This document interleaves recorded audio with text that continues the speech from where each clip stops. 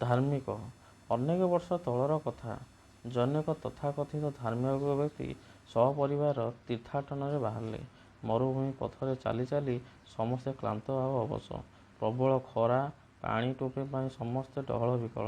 ହେଲେ ପାଖ ଆଖରେ ପାଣିର ଚିହ୍ନବର୍ଣ୍ଣ ସୁଦ୍ଧା ନାହିଁ। ଏ ସମୟରେ ବିପରୀତ ଦିଗରୁ ଆସୁଥିବା ଜଣେ ସାଧୁଙ୍କୁ ଦେଖି ବ୍ୟାକୁଳତାର ସହ ବ୍ୟକ୍ତି ଜଣକ ପାଣି ଟିକେ ମାଗନ୍ତେ ସାଧୁ ଜଣକ କିଛି ଦୂରରେ ଥିବା ଏକ ଜଳାଶୟର ଠିକଣା ବତେଇଦେଲେ।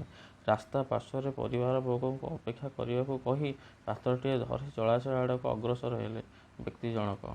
ବହୁ କଷ୍ଟରେ ଜଳାଶୟ ପାଖରେ ପହଞ୍ଚି ନିଜର ତୃଷା ନିବାରଣ କରି ପାତ୍ର ଭରି ପାଣି ଧରି ଫେରୁଥାନ୍ତି। ମୁଖ୍ୟ ରାସ୍ତାରେ ପହଞ୍ଚି ତାଙ୍କ ପରି ଅନେକ ପଥିକ ପାଣି ପାଇଁ ହାହାକାର କରୁଥିବାର ଦେଖି ବ୍ୟକ୍ତି ଜଣକ ଧର୍ମର ଦ୍ୱାହି ଦେଇ ସବୁତକ ପାଣି ଦାନ କରିଦେଲେ। ପୁଣି ଜଳାଶୟକୁ ଯାଇ ପାତ୍ର ଭରି ପାଣି ଧରି ଫେରନ୍ତେ ଆହୁରି ତୃଷାର୍ତ୍ତ ପଥଚାରୀଙ୍କୁ ଦେଖି ପୁନଶ୍ଚ ପାଣି ସବୁ ପ୍ରଦାନ କଲେ।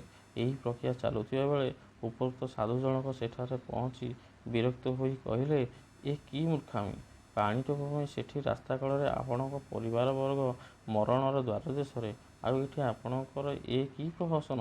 ବ୍ୟକ୍ତି ଜଣକ ମୁହଁ ପୋତି କହିଲେ, ଜଣେ ଧାର୍ମିକ ହିସାବରେ ମୋ ପାଖରେ ପାଣି ଥାଉ ଥାଉ ଏ ତୃଷାର୍ତ୍ତମାନଙ୍କୁ କିପରି ଏଡ଼ାଇ ଯାଇପାରିବି? କ୍ରୋଧରେ ଜର୍ଜରିତ ହୋଇ ସାଧୁ ଜଣକ ଗର୍ଜି ଉଠିଲେ, ଧିକ୍ ତୁମର ଧାର୍ମିକ ପଣିଆ!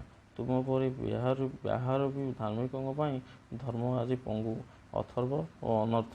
ଧର୍ମର ଅର୍ଥ ଜାଣିଥିଲେ ଆପଣ ତ ମୋ ପରି ତୃଷାର୍ତ୍ତମାନଙ୍କୁ ଯେ ଜଳାଶୟର ଠିକଣା ବତେଇ ପାରିଥାନ୍ତେ। ଏଥିରେ ସମସ୍ତଙ୍କର ମଙ୍ଗଳ ହୋଇଥାନ୍ତା। କିନ୍ତୁ ନିଜର ମୁଖ୍ୟ କର୍ତ୍ତବ୍ୟକୁ ପାସୋରି ନିଜ ପରିବାରକୁ ମୃତ୍ୟୁ ମୁହଁକୁ ଠେଲି ପୋଥିଗତ ବିଦ୍ୟା ପରି ଧର୍ମକୁ ମୁଖସ୍ଥ କରାଯାଏନା। ଏହାକୁ ଠିକ୍ ରୂପେ ହୃଦୟଙ୍ଗମ କରିବାକୁ ହୁଏ। ଧର୍ମର ମୂଳ ଲକ୍ଷ୍ୟ ଓ ଶେଷ ସିଦ୍ଧାନ୍ତ ହେଉଛି କର୍ତ୍ତବ୍ୟ। ନିଜ ମାନବୀୟ କର୍ତ୍ତବ୍ୟକୁ ଯେ ଠିକ୍ ରୂପେ ସମ୍ପାଦନ କରେ, ସେ ହିଁ ଧାର୍ମିକ। ଧର୍ମର ଚାଦର ଘୋଡ଼ି ହୋଇ ଘୋଷବନ୍ତ ବଳବନ୍ତ ନ୍ୟାୟରେ ଧାର୍ମିକ ସାଜିବା ଅମଣିଷ ସହ ସମାନ।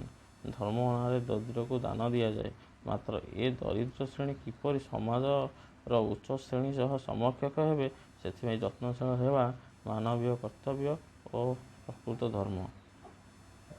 ଧନ୍ୟବାଦ।